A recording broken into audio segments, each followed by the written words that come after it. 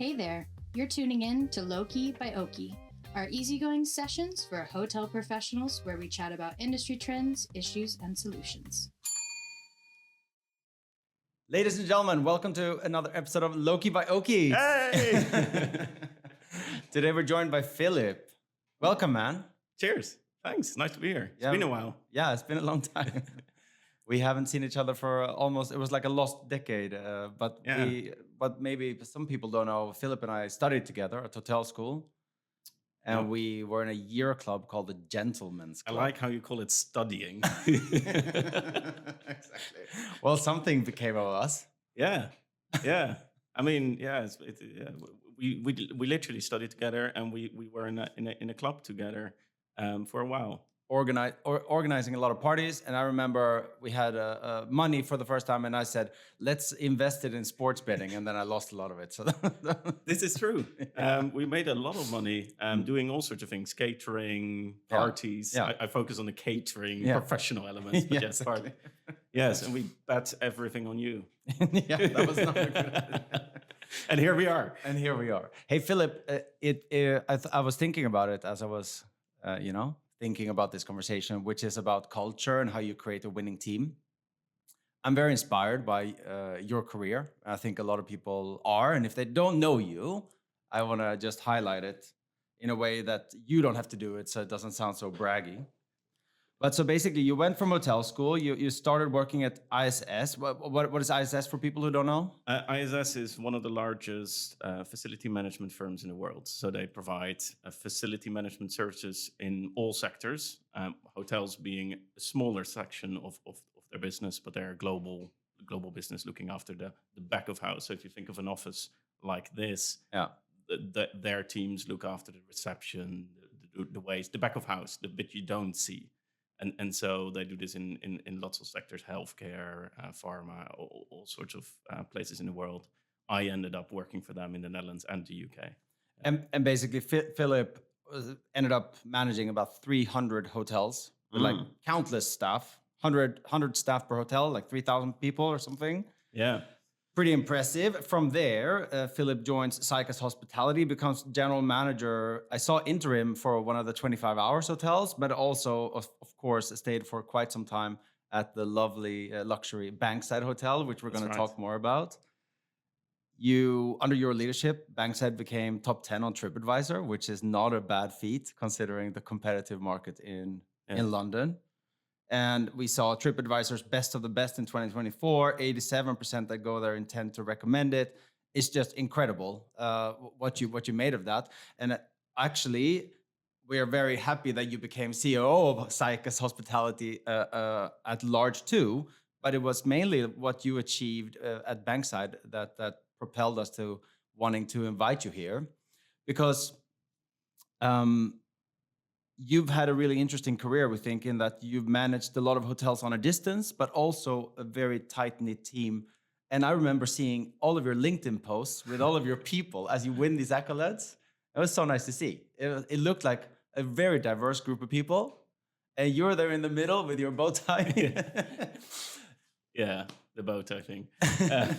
I mean, it's worth to say the things you mention are linked to me because I'm the forefront of it, right? And the bow tie helps with being, vocal and visual in the forefront. But the reality is, as you know, running a business as well, it's all about the team. Yes. So you're just a person representing them. Yeah. And so I think it's always important on LinkedIn or wherever you go, you recognize the fact that you're just the captain of the ship. Yeah. There's people rowing. There's people, doing the work. Yeah. Yeah. Absolutely. Yeah. Hey, when I think back to Gentlemen's Club, you had this personality that you were able to get people to rally behind you. And if we were going, oh, I want to do this, I want to do that, you made sure that we kind of went as one team. And I thought back, that's an amazing trait to have as a leader. What are you like as a leader today? I guess I always start with what is the one trait. If you remember back in hotel school, we used to have this quadrant where you look at what is someone's core skill. And then also sometimes in some cases when your core skill is too much, it becomes also your challenge, kind of. If I look at what is my core skill, I'd say there's a people element, but I think the core of it is planning. I'm a thinker and a planner in everything I do. So wherever I go, whatever I do for work, for even private life, poor Joshua, my partner is hates it, but also loves it. Yeah. I constantly think ahead about everything, and so I try to plan out the year. I plan out the weeks, the months, and I think people in a life that is becoming much more agile gravitate to structure Yeah. and a system and planning. And I think if you mentioned the one thing I do with my teams or everywhere, it's that I create some form of structure and Nice. planning that then enables people to be themselves. I mean, we'll speak maybe a little bit about how do you enable teams and things like that. For me, the ground level, the what I call the prerequisite is structure and planning. A base level. Everyone knows what's going to come. You know, next week we're going to do X, or Yeah. and when you have that, people gravitate towards it. Oh, this guy has a plan. Let me follow him because he knows what he's doing. Nice. Whether that's true is another case, but at least there's this notion of there's a plan. We're going to follow him. He knows what we're doing. Yeah. Kind of. I think that's, and maybe in Gentleman's Club there's there's that element. I also think that it's just important to bring people together, and sometimes it doesn't really matter what you're then going to do or what the outcome is or what the decision is that is being made. So as long as there's a clear decision and everyone follows that, if you're endlessly going to explore different avenues, then so I think that's an important one. Philip, how would you describe a winning team, and how would you describe a losing team?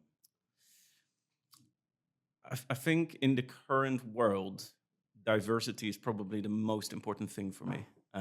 Diversity, I mean, in every sense, horizontally, vertically, in every theoretical sense. So I don't mean diversity in the obvious sense of, different multicultural backgrounds or etc. That is one of them. But I think the most important for me is when you have a lot of different people. So if you think about the Gentleman's Club time, we had a really eclectic group of people. I always... Marcus, who's a good friend of ours, who now works for Muse, we always joke we're polar opposites. Yeah, he's literally the you opposite. live together. Yes, we used to live together, and he. If you talk about planning, for instance, Marcus is not a planner. No. But what Marcus, his core trait is this ability to sell anything, right? And you have a similar sort of juxter to me. And I think when you have that diversity in a team, you complement each other. So like as an example, back in the Gentleman's Club day, I remember we were organizing a party and I had this whole plan for this party. And then we had this idea that we were going to sell hot dogs at the end of the party because everyone has this craving at 4 a.m, And so we created this whole idea, we're going to sell and then we'll make some money out of this. And then 3 o'clock comes and Marcus or you, someone said, screw it, we're just going to give these away to everyone. And the whole plan is gone. And I hated it. And I was like, no, we had a plan. We're going to sell these. We're going to make money. But we did it anyway. We gave them all away for free. And I think it was one of the biggest traits that then led to the next party being blown up because you have to go to these guys because, you get hot dogs. They get hot dogs. So I think that balance, that diversity you get in a team where someone is counterbalanced, me planning sometimes goes too far. And if you're balanced by other traits in a team, you excel together. And I think that's really an important trait. So looking back to your time at Bankside, how did you create a diverse team? How do you hire those people? How do you retain them? How do you let go when you have when it's like maybe too close?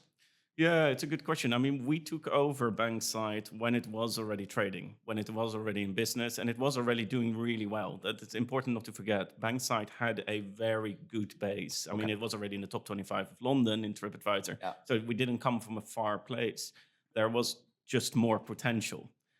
When you arrive in a space like that, what is really important is to recognize what is already there and what is good, and not to come in and say, we're going to change everything. So recognize what is there, accelerate it, so give that attention. But then I really believe in the empowerment of people, but also in the best of people. To my own detriment sometimes, I really believe you gotta give everyone a chance. Nobody comes to work, nobody wakes up and says, I want to, I want to disrupt everything. There are some, but it's 1 in 100, right? And that one outlier you can deal with.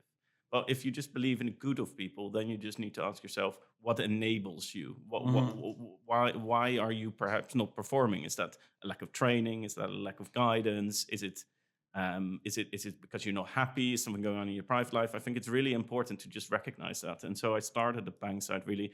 What is the base? What is the good? And where's potential improvements? And then how did you do that? Did you like create categories of like, this is what's important for the hotel to operate? And then you kind of fill that out because you're a structured guy. Yeah. Take us into your Excel sheet here. Yes. Not an Excel sheet. Okay. OneNote. Okay, OneNote is my king. Okay. Literally, the first weeks, I took notes of everything. So in your first weeks, when you arrive in a new place, everything comes at you. Everyone wants to talk. There's a lot of senses. And so I wrote down everything in categories. And that became my base level list that I referred to, because then the day-to-day takes over. There's employment issues, there's, merit brands requirements, there's owners requirements, there's lots of stakeholders. And then your life gets taken over by performance reviews, guest engagements, VIP preparations. There's so many mundane tasks that come with a role. When you have that base list, when you have a moment to breathe, you can go back to that and say, oh yeah, that was one of my priorities. So that's why structure for me is a prerequisite, because when you have that, you can always refer to it, and it's your base level. Yeah. But how many, we hear a lot from hoteliers, I think it's a general challenge with like staff turnover. And like the people that typically go into hospitality don't see it as like their long-term career. It's like, yeah, I'm going to go in there, work a little bit. I'm young. And then I'm going to go and do something else that's really meaningful. That's not like, how do you find really great people who really thrive there and who see it not as like a stepping stone, but maybe the end game, Yeah, it's a really relevant question, I think, of the current time as well.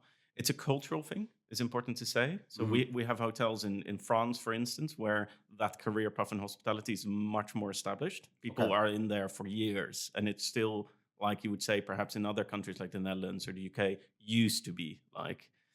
I think in the current climate, companies like yours are attractive for a lot of young people on social media. You hear that? Yeah, no, but it's this, we are not doing podcasts and cool stuff like that. And so young people see that, and they see you can work flexible, you can go wherever. And the hospitality by nature of its trade is quite rigid. It's 24/7. You have to work in shifts. You can't work from home. You can't serve someone from home. So you have to be there. And so by nature of that, it's quite a difficult proposition in the employment market. And I think we don't do enough as an industry to make ourselves attractive and to talk about the positive side of that. And that the positive side is you're part of a team. You arrive at work and you have a base. There's the travel. There's the diversity. There's the extreme pleasure of making people's memories. I mean, I keep saying this to everyone. There's nothing better in the world than, creating someone who arrives and just making it all smooth and just relieving them, but also creating moments, brilliant moments that people love. There's nothing more better and rewarding than doing that for other people. We don't talk about those enough to balance out the challenges that come in the current employment market. Yeah. And then, of course, there are the geopolitical and challenges that come in any employment market that we face just like anyone else. I think then the other element to consider is, are you attractive as an employer in a market where there is, in London, there's 1,200 hotels? What makes you stand out from those 1,200? Yeah. Why do people want to gravitate to you? What makes you different? Yeah. We're all hotels. Everyone has bedrooms. Everyone has a staff entrance. Everyone has so what makes you different? And even in London, you probably, I don't know, but you must have probably 100 5-star hotels. Yeah. So not even in 5-star, you're special. Yeah. Hey, so talking about that then, how did your leadership style kind of evolve over time so that you were a really competitive GM that could get the best people, that could get to the top 10? And then after that, we'd love to talk about what a massive shift it now must be to be COO. Yes. And like, you're not at all on location anymore.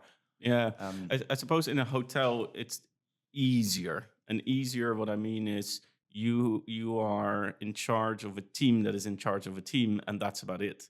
And so the levels that are there, the complexities are the lines are shorter, and so that yeah, that is beneficial because if you have a vision or you have a direction, you can implement it pretty quick, which is helpful. So in Bankside might seem from the outside like a grand hotel to some people. In reality, it's a 161 bedroom hotel, and so quite compact. It's a new built in 2018, so lines are quite short. It's quite a compact team. We're just about 100 people or so, and so you know everyone by name, and so that makes it easier. I think, like I said earlier, there was a really good base. They were doing lots of fun stuff, but I think it wasn't channeled, and so I thought it was really important to introduce fun elements. You know, some of the things that you guys in your industry do, which is normal to you guys, but it doesn't really exist in hotels, which is just going out for drinks but it not being team led, but really company led. We yeah, enable this. You know, yeah, doing breakfast sessions or focusing on the bits that sit ancillary to just a normal employment, a nice staff restaurant, or all of these kind of things. They might be normal here because you have someone looking after amazing F&B facilities here. We don't do that enough in the hospitality industry. It's all about the guest, and I think if you read books like Service Profit Chain or Unreasonable Hospitality, it's all about the team, and yeah. the team does the guest Exactly, bit. exactly. Yeah, it's the classic Ritz, Caesar Ritz, or Yeah. this. We're ladies and gentlemen looking after. It's that kind of notion, but maybe Yeah. refreshed and new. Yeah. Yeah, and then in my current role, So wait. So Yeah, just so- explain to everyone. You went from being a GM, now you're Chief Operating Officer for Cycas Hospitality, 50 odd hotels all over Europe. yeah. So I share this role as it's a dual role. So I look after predominantly UK and Ireland, Netherlands, and Portugal. Okay. And my counterpart looks after another element, Okay. or other countries in Europe. So we joined this together, Julia and I. It's a very different role. It's much more complex. It's stakeholder management. So your world in a hotel is mostly predominantly downward facing. It's on the team, on the guest, etc. There's an element of brand owners, management company, but that is limited to certain interactions during the months. My current role is much more split in that sense. Looks like a Michael Jackson move. Yes, yeah, literally. It's like a dance. It's literally like a dance, and it's a dance between, in the Cycas world, just to explain to people who don't know Cycas, we are a very complex business in the sense that we work with all the major hotel brands. We work with 27 equity partners. We work in over 12 countries. And in that world, and we also work with different asset classes, so extended stay to full service. And the split there isn't bias. So it's literally that complex. And so there isn't one way of throwing out the company and saying, this is how we do things. So you might face a certain equity partner that has one hotel in central London, and for him that is, or her, that is their one hotel that they're super focused on. Whilst on the other, and that might be an unbranded hotel that is smaller. On the other hand, you might have a private equity fund who is invested in hundreds of hotels, and they've just given one to Cycas to manage. And to them, the part and parcel is hotels. They know everything around that, and they have a certain investment case where they want to change it around or refurbish it, or they have a certain investment case, and we have to deliver on that. And you have to jump between conversations with all of those different stakeholders, but also with the Marriotts, the IHGs, the Hiltons, the Radissons, the Accors, the Hyatts, all of those. And then you have the piece we just spoke about, which is the general managers, the teams, but also our corporate structure and all of those stakeholders. So my role has changed from downwards, I'm in charge of the ship, to, I'm at a fleet, and there's lots of different kind of vessels there. There's canoes, and there's there's massive ships, and so that stakeholder management is much more complex. Hey, as your GM, I just wrote down on my notes, enable with massive capitals. That sounds to me like that's your like keyword. Is that still like a thing for you as a COO? And if so, how? Yeah, enable or empowerment. I really that believing in the good of people really translates also in my current role. So, in that complex world, you cannot be precious around my vision, my thing, because it doesn't work everywhere. No. And so you can't be precious around nice. your view. You have to be precious around what are the views of the stakeholders that are important on each individual deal, and enabling them to do that. And I think the clarity, if I look at the less performing hotels versus the better performing hotels, I'd say it's the clarity on the vision and the approach, where there are many stakeholders involved, and there's a lot of adjusting of that direction that hotel takes.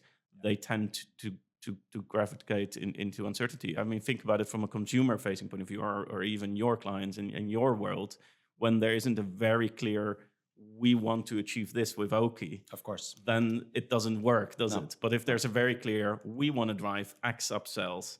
If I look at what Oaky did at Bankside, for instance, we had a very clear vision of this is what we want to achieve. This is an untapped ancillary revenue stream that we haven't explored. We found a good partner in you, and so it worked. I think if you just, as a company, we do Oaky and we do this everywhere, and so we just implement it everywhere, and there's no clarity around it, then it doesn't work, does it? Yeah. Cool. Hey, really, really interesting. I think maybe as a final comment, I think it's really inspiring to see you, but it's also because I knew you and we were. It's funny because I think it's inspiring seeing you with your business. Yeah, we were giving away these Stop hot it. dogs, and you were screaming, don't give away these hot dogs!" But for anyone who might be like in operations now or want to get into it, and looking at your like whatever it is decade-long journey so far, what advice would you give to anyone who is like, hey, I want to be CEO of Cycas one day? Be yourself. It's very simple for me.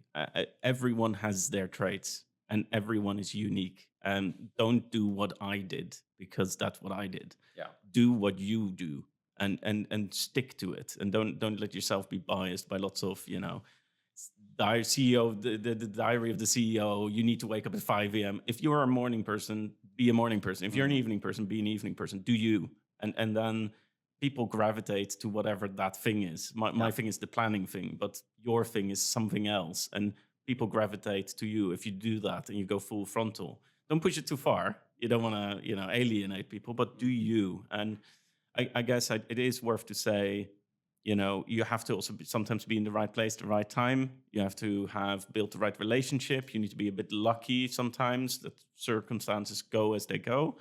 And I'm very conscious always. I always say I'm a white man. That helps.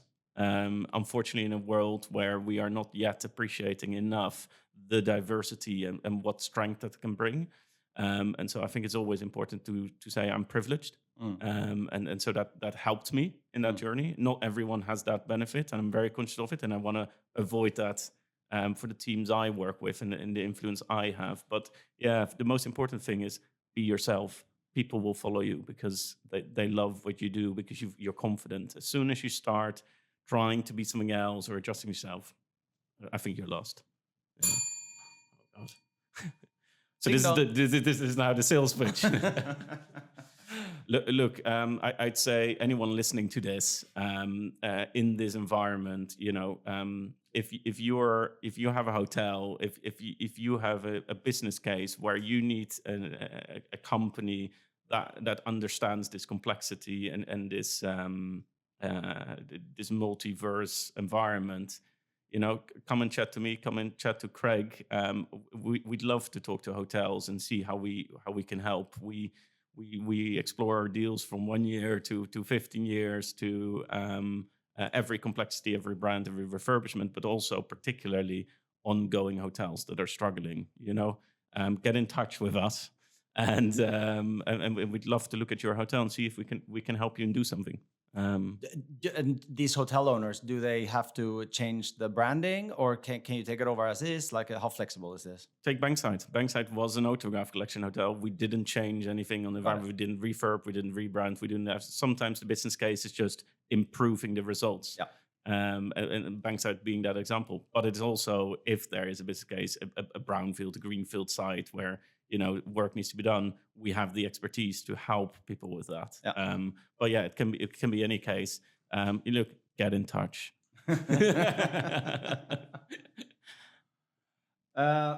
Philip, thanks so much. This No, was thanks for having me. amazing. This was one of the episodes where I feel like time flew by the fastest. Normally, Olga is like, Erik, but it just felt like super smooth. Hey, I'll come back. We can do this a week. Yes. You're more than welcome. Because I think we covered some interesting ground, but there's a ton to talk about, and you're very good. You're very good at talking. You're engaging. So I think that from your specific career of having worked in, which is super interesting, because you worked on like above property, working with thousands of employees, to then becoming super knit in like this confined space of the beautiful Bankside and creating a winning team and culture there, to then now going back and being CEO, COO, joint CEO, and dealing with different stakeholders. The two things that we take with us is that you just believe in the good of people, which is amazing, which is so beautiful. And in doing so, you just ensure that you can empower them and enable them doing as much good as possible on the basis of a really strong foundation, which is your structure. Yeah, That's how I and look summarize where it gets you in life. You Yeah. get on a podcast with Oaky. There you go. This is it. It was amazing having you here, man. Thank you so you. much. Yeah, thanks for having me.